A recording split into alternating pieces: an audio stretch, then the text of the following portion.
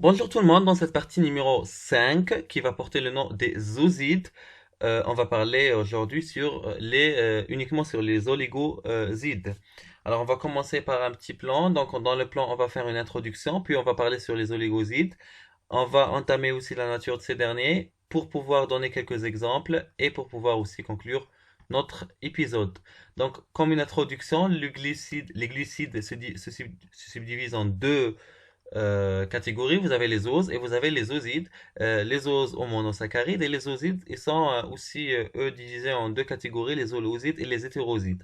Alors, les hétérosides, c'est quoi? Les hétérosides, comme vous remarquez ici, ou bien ce qu'on appelle glycosides, par hydrolyse, ils donnent des oses plus des fractions non glucidiques, d'accord? Par contre, les holosides sont composés par des liaisons de plusieurs oses uniquement. Donc, les holosides sont de nature glucidique presque à 100%. Par contre, les hétérosides sont pas de nature glycidique à 100%, ce qui est logique parce que ils sont composés aussi par une partie non glycidique, ce qu'on appelle généralement aglycone. Donc, quand vous entendez le mot aglycone, sachez qu'on est en train de parler sur la fraction non glycidique que contient l'hétéroside, plus, bien sûr, la fraction glycidique. Bien sûr, l'hétéroside doit avoir une fraction glycidique, sinon il n'est pas classé parmi les glycides. Donc, les glycides au niveau des hétérosides sont liés avec quoi? Avec des éléments non glycidiques. Par contre, au niveau des holosides, il n'y a que les oses qui sont liées entre eux, pas forcément identiques. Ils peuvent être identiques ou bien non identiques, ça veut dire qu'ils peuvent être homogènes ou bien hétérogènes. Alors, les holosides, ils sont divisés en deux catégories. Les oligo-holosides, c'est une liaison entre 2 et 10 oses. Par contre, les polyholosides, c'est quand ça dépasse 10. C'est quand ça dépasse le nombre 10, sachez que vous êtes dans le cadre des polyholosides ou bien les polysaccharides. Alors, comme des oligosides, ce sont des oses ou bien ce sont des monomères. Alors, quand vous entendez le mot monomère, sachez que, très bien que le polymère il est constitué par une liaison de plusieurs monomères. Donc, ce qui est équivalent au monomère dans cet exemple, c'est les oses, d'accord? Donc, un ose, c'est un monomère. Donc, il y aura une liaison de plusieurs monomères qui sont les oses pour former polymère, qui est oside. Ici, dans cet exemple, c'est l'oligoside, c'est quand entre 2 et 10. Si ça dépasse 10, on est dans le cas de polyoloside, etc. Donc, par des liaisons glucosidiques ou bien par des liaisons osidiques. Alors, la liaison se fait entre l'hydroxyle du carbone anomérique. Donc, vous remarquez très bien que toujours l'élément impliqué dans la liaison, c'est toujours le carbone, l'hydroxyle lié avec le carbone anomérique. Il doit être impliqué dans la liaison. Et un hydroxyle, un autre ose. Donc, un hydroxyle, tout simplement, on a dit un hydroxyle. Il peut être l'hydroxyle du carbone anomérique, pourquoi pas. Il peut être un autre hydroxyle de la fonction alcool primaire ou bien secondaire. D'accord? Voilà, donc sachez très bien qu'il y en a toujours l'hydroxyle du carbone anomérique lié avec un autre hydroxyle qui peut être, euh, bien sûr, l'autre hydroxyle, il appartient à un autre ose. Hein, d'accord? C'est pas l'hydroxyle du même ose. Sinon, on est dans le cas. Ici, on parle sur les oligosides, on parle sur une liaison entre deux oses ou plus de ça. Donc, je reviens à mon sujet. Donc, c'est une liaison entre hydroxyle du carbone anomérique et un hydroxyle d'un autre ose. Il peut être un hydroxyle du carbone anomérique, il peut être un hydroxyle du fonction alcool primaire, ou bien un hydroxyle de la fonction alcool secondaire de ce premier, de cette ose, on va dire, différent du premier. D'accord? Différents en matière de liaison. Hein. Il peut être identique. On peut avoir une liaison glucose-glucose ou bien glucose-fructose, etc. L'essentiel ici, on a un exemple de glucose et fructose. Donc, on remarque très bien que le OH de la fonction anomérique, il va avoir une liaison avec le OH de la fonction alcool secondaire du fructose et non pas le OH de la fonction anomérique ni le OH de la fonction alcool primaire. Donc, c'est le OH d'alcool secondaire qui est impliqué dans cette liaison. Il pouvait avoir avec l'alcool secondaire ou bien avec le carbone anomérique dans d'autres exemples. Hein. Alors ici, le OH, il est lié avec le OH, comme je vous ai déjà dit, c'est toujours une liaison entre deux groupements hydroxyles qui se forment. Et puis, vous avez une formation du saccharose. Voilà, donc la liaison qui se forme avec un atome d'oxygène provenant du fructose. Pourquoi? Parce que tout simplement, on avait la libération du OH avec la libération du H, donc la libération d'une molécule d'H2O tout simplement, pour pouvoir former cette liaison et pour former ce diholoside, ce qu'on appelle di. D'accord? Vous savez très bien quand on dit di, ça veut dire deux. Diholoside, donc ici, voilà, ça c'est un diholoside de nature beaucoup plus. C'est le saccharose, c'est le sucre de table qu'on connaît tous. D'accord? Donc ça c'était l'exemple. Alors, tout d'abord, ce qu'il faut retenir, c'est que le dioloside réducteur, c'est un osidose. Voilà, donc ça, c'est un petit rappel pour vous expliquer. Alors, vous aurez une information sur c'est quoi le dioloside réducteur. Tout d'abord, il faut tout d'abord savoir que la fonction réductrice des os, elle est due à la présence de la fonction carbonyle. Donc, quand vous remarquez la présence de la fonction carbonyle, sachez très bien que cet os est un os réducteur. Donc, le pouvoir réducteur des os est dû à la présence de la fonction carbonyle, aldéhyde ou bien cétone. D'accord? Donc ça, c'est un petit rappel. Ici, par exemple, vous avez alpha-furanose, donc ici le cycle furane, et ici, pardon, vous avez le cycle pyrane. Alors voilà le cycle furane, et voilà le cycle pyrane, et voilà, vous avez plusieurs formes. Vous avez alpha-furanose, c'est quand le OH il est en position contraire à l'autre OH, c'est alpha. S'ils sont dans la même position, la position 6, c'est bêta. Ici, c'est en 6, donc le OH de la fonction carbonylique, il est différent par rapport au CH de OH, le carbone numéro 6 ici, donc peut-être il n'est pas représenté, mais c'est en une position trans sûrement parce que c'est alpha. Et quand il est en même position, vous êtes dans la position bêta. Sinon, vous comparez avec le carbone numéro 2, selon l'autre règle, vous pouvez comparer avec le carbone numéro 2 et vous remarquez ici que c'est la position trans entre les deux, donc c'est alpha, et c'est en position 6, c'est bêta, c'est le contraire. Quand on compare avec le carbone numéro 2, c'est le contraire, c'est le principe contradictoire par rapport au principe du carbone de la fonction alcool, du positionnement de la fonction alcool primaire. Donc j'espère que ça a été clair, mais quand vous entendez ose, sachez que c'est un dioloside réducteur. Vous saurez pourquoi dans les diapos, dans les prochaines diapositives. Alors, ici on a un exemple qu'il y aura une formation de trois types de liaisons qui peuvent se former. Alors, premier type, c'est OH semi-acétalique, ça veut dire ou bien le OH anomérique, du carbone anomérique, ou bien le OH lié avec le carbone porteur de la fonction carbonyle, l'essentiel du premier ose, plus OH alcool secondaire d'un deuxième ose. Alors ici, donc, le premier exemple de liaison qui peut se former pour former l'oligoside, c'est ce qu'on appelle un OH semi-acétalique du premier ose qui se forme avec un OH d'alcool secondaire. Alors, ça veut dire ici, par exemple, le glucose, OH du carbone numéro 1 avec le H du carbone numéro 1, 2, 3, 4, 5. Donc avec le H du carbone numéro 5. On sait très bien le carbone numéro 5, il est porteur de fonction alcool secondaire. Il n'est pas porteur de fonction alcool primaire. C'est le carbone numéro 6 qui est porteur de fonction alcool primaire. Et il n'est pas porteur aussi du fonction carbonyle parce que c'est le carbone numéro 1 qui est porteur de la fonction carbonyle. Donc, c'est ça, c'est une liaison entre OH porteur de la fonction lié avec le C porteur de la fonction carbonyle, c'est le cas de glucose qu'on va remarquer dans le schéma, avec un OH alcool secondaire, ça veut dire le OH du carbone numéro 5 de votre fructose, donc c'est le OH alcool secondaire. Donc on va former un dioloside réducteur. Alors pourquoi on dit réducteur? Tout simplement, d'accord, je sais très bien que le OH, on a appris que le OH semi-acétalique doit être impliqué de la liaison, soit des deux côtés, soit d'un seul côté. L'essentiel, on doit avoir le OH semi-acétalique dans la liaison. D'accord. Donc, le OH semi-acétalique, il a réagi avec le OH de la fonction alcool secondaire, lié avec le carbone numéro 5 de votre fructose.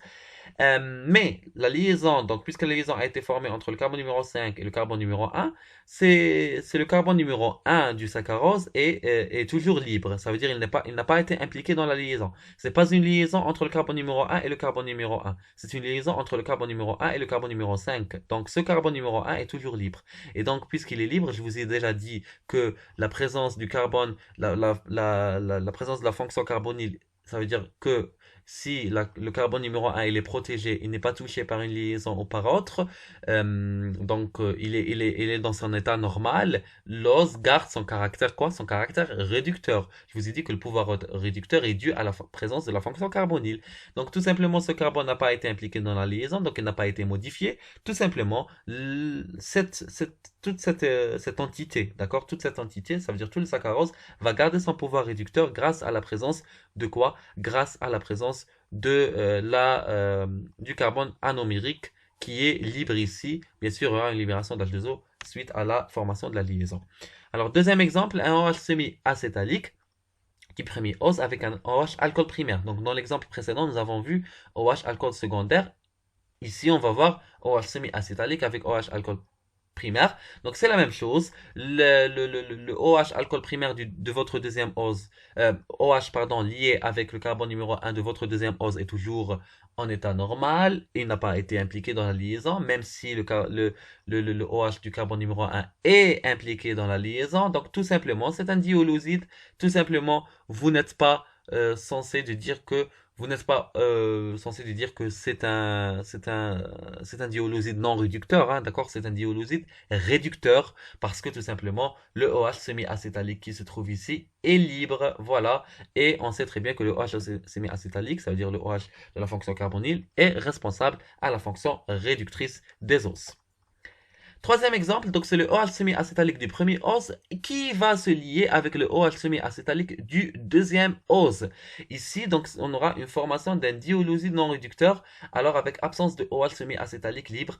Donc, ici, c'est non réducteur, donc c'est logique qu'on va avoir quoi? Qu'on va avoir un dioloside non réducteur parce que les deux carbones anomériques ont participé dans la liaison, donc il n'y a pas un OH semi-acétalique libre ni de ce côté ni de ce côté, donc il n'y a pas une fonction réductrice, donc c'est un dioloside non réducteur. Aussi, il faut noter que ce dioloside, il a une certaine anomérie parce que tout simplement le premier carbone est libre, aussi le cas, ici aussi le cas, c'est la même chose parce que ce OH est libre, il peut être en haut comme il peut être en bas, donc il a une anomérie alpha et bêta. Ici, il n'y a pas une anomérie parce que tout simplement, c'est bon, la liaison, les deux éléments sont engagés dans la liaison. Nomenclature, donc un dioloside réducteur, comme je vous ai déjà dit, c'est un osido-ose. Donc un dioloside réducteur, c'est un dioloside qui va laisser la fonction carbonyle pas les deux, hein, d'accord, pas tous les deux, impossible, parce que tout simplement, je vous ai déjà dit que le carbone anomérique doit être présent de la liaison, soit d'un seul côté, soit de les deux côtés. Je vous ai dit ça plusieurs fois, donc c'est impossible d'avoir voilà, tout simplement impossible d'avoir une liaison entre deux éléments et les deux sont pas dus à la présence du carbone anomérique. L'essentiel. Donc, un dioloside réducteur, il va laisser un carbone anomérique, il va laisser un OH, un groupement hydroxyle lié au carbone anomérique libre.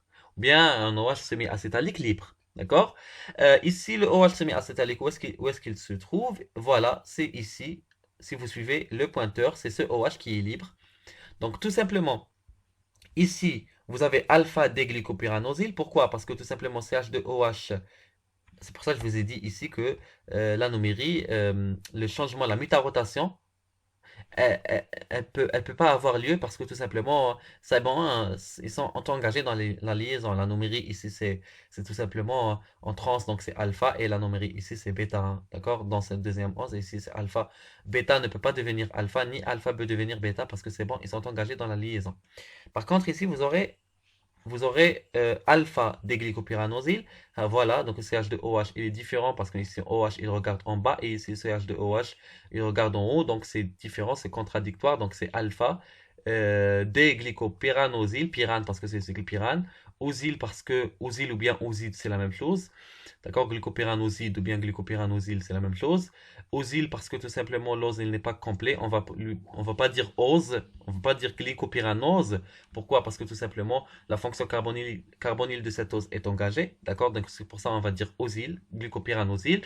1, d'accord? Parce que c'est le carbone numéro 1 qui va réagir avec le carbone numéro 4 de ce deuxième ose. Vous remarquez ici, carbone numéro 4, 1, 2, 3 et 4. Donc le carbone numéro 4. Des glycopyranoses, on ne peut pas dire alpha ou bêta. Pourquoi? Parce que le OH ici, il peut subir un phénomène de métarotation parce qu'il est libre. Des fois, il est bêta, des fois, il est alpha. Donc on va laisser ça vide et on va écrire des glycopyranoses. Je ne vais pas écrire alpha des glycopyranosyle. 1, 4. Puis dans cet exemple, dans cette situation, c'est alpha. Et puis j'écris alpha déglycopyranose. C'est pas à 100% correct parce que le OH peut changer sa position. On a vu ça dans le phénomène de métarotation. Donc je vais essayer ça vite pour ouvrir toutes les possibilités. Donc ça, c'est un dioloside réducteur. Pourquoi? Parce que son OH est libre et c'est l'OH de la fonction carbonyle responsable du pouvoir réducteur de dioloside. Dioloside non réducteur, c'est un osido-oside. Donc osido-oside, pourquoi? Parce que tout simplement, les deux sont ozido-ouzide, on n'a pas un ozido-ose. Pourquoi? Parce que même le deuxième ose, il est impliqué par sa liaison, par sa fonction carbonyle. Donc, c'est un ozido-ouzide. Ici, on a l'exemple de alpha-déglycopyranosyl, 1,1, bêta-déglycopyranoside.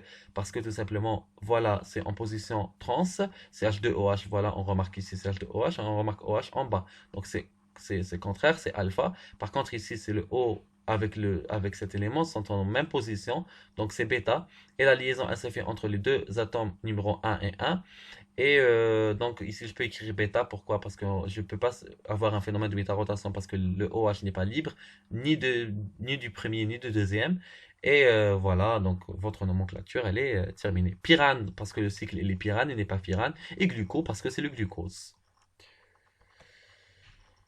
Alors, la nature des oligosides, on va travailler sur toujours les diolosides. On détermine la nature des oligosides. Alors, sur le plan expérimental, généralement, on est pour déterminer la nature des oligosides. Soit en déterminant la nature des os, si les deux os sont identiques, on détermine par le pouvoir rotatoire. Donc, si par exemple les deux os sont identiques, ça veut dire que vous avez glucose, alors tout simplement, vous allez pouvoir faire votre expérience et puis qu'elle puisse avoir le pouvoir rotatoire. Et à partir du pouvoir rotatoire, vous allez savoir que c'est le glucose. D'accord? Donc, sinon, ce n'est pas le cas. Si ce n'est pas le cas, on travaille avec la chromatographie, etc. Donc, ce sont d'autres opérations qui peuvent être mises en question pour pouvoir, bien sûr, déterminer la nature des os. Alors, la deuxième chose, on peut déterminer la nature des os. Maintenant, on est pour objectif de déterminer le mode de la liaison. Donc, on a pu déterminer la nature des os. Donc, en étudiant la nature de la liaison à travers le pouvoir réducteur et puis connaître le réducteur si on a un... Voilà. Donc, la nature de liaison à travers le pouvoir réducteur. Ça veut dire, si on remarque la présence du pouvoir réducteur, ça veut dire le OH anomérique d'un des deux os est libre. Et donc, puisque un pouvoir anomérique d'un des deux os est libre, donc tout simplement, on peut déterminer la nature de liaison, que ce n'est pas une liaison hein, qui implique la présence de deux OH semi-acétaliques. Donc c'est un seul OH semi-acétalique qui est libre. Et donc le premier OH semi-acétalique du premier os peut être lié avec soit une fonction alcool primaire, soit une fonction alcool secondaire. Hein. Connaître le réducteur si on a un pouvoir réducteur. Voilà, donc puis on est pour l'objectif de connaître le réducteur si on a un pouvoir réducteur. Ça veut dire c'est connaître tout simplement le l'ose qui a sa fonction, son groupement hydroxyle libre. Et par la suite, bien sûr, on peut déterminer même la position de l'hydroxyle engagé dans la liaison du réducteur. Je vous ai déjà dit, soit alcool primaire, soit alcool secondaire et tout. Mais si c'est alcool secondaire, on peut savoir que c'est si c'est l'alcool primaire, plus ou moins, c'est l'extrémité. Si c'est alcool secondaire, là, c'est le problème. Donc, il faut savoir quel est le numéro du carbone, d'accord? Donc, la position de l'hydroxyle. Ça, c'est ce qu'on veut dire par position de l'hydroxyle engagée dans la liaison du réducteur. Après, pouvoir connaître le réducteur, si on a pouvoir réducteur, la nature de notre réducteur, c'est les fructoses ou bien, je ne sais pas moi, quel est le réducteur, hein, d'accord? Qui a sa fonction semi-acétalique libre.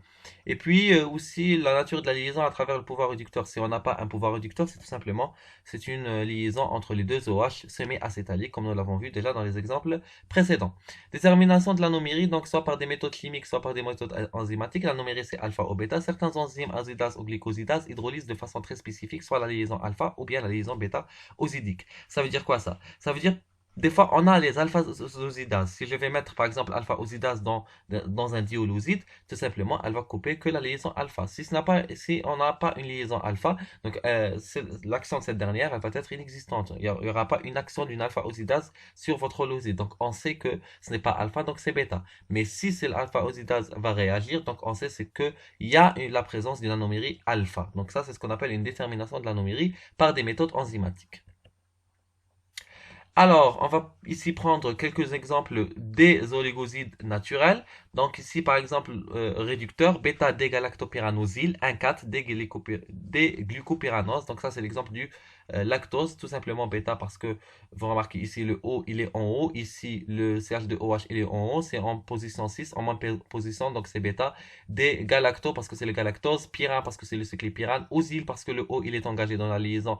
Le O, OH semi-acétalique, il est engagé dans la liaison. Ici, la même chose. Donc ici, c'est le glucose. Pyranose parce que c'est le pyrane.